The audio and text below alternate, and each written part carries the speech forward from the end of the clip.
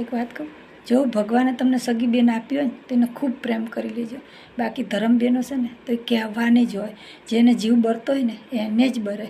જો ભાઈ તકલીફમાં હોય ને તો પહેલું આંગળું પાડવાવાળી એક બેન હોય, ભાઈ દુઃખમાં હોય ને તો એની પાસે ઊભી રહેવાવાળી એક બેન હોય. બેન સાસરે હોય અને એને ખોટો સમાચાર કે ખોટો ફોન જાય ને કે તારો ભાઈ તકલીફમાં છે, તારો ભાઈ દુઃખમાં છે, તો ઉઘાડા પગે દોડવાવાળી એક બેન જ હોય.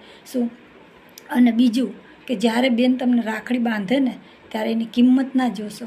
કેમ કે તમારા ઓવરાણા લેતી લેતી એ બેન ભગવાન જોડે એટલી પ્રાર્થના કરે છે કે મારા ભાઈની દુઃખ તકલીફ કે મારા ભાઈની જિંદગીની અંદર કંઈ પણ જે ભાર હોય ને એ બધું મારા ઉપર આવી જાય. બેન સાસરીમાં હોય અને ભાઈને દુઃખ તકલીફની ખબર પડે ને તો ત્યારે બેન એમ કહેશે કે મારા ભાઈ તારા માટે મારા દર દાગીનું કે મારી આગળ જે પણ કહે ને એ વેચવા માટે હું તૈયાર છું.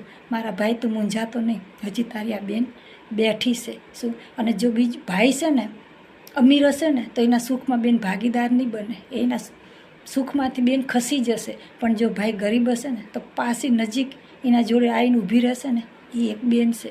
તો જો ભગવાને તમને એ બેન આપી હોય ને તો એને સાચવી લેજો. સમજ્યા?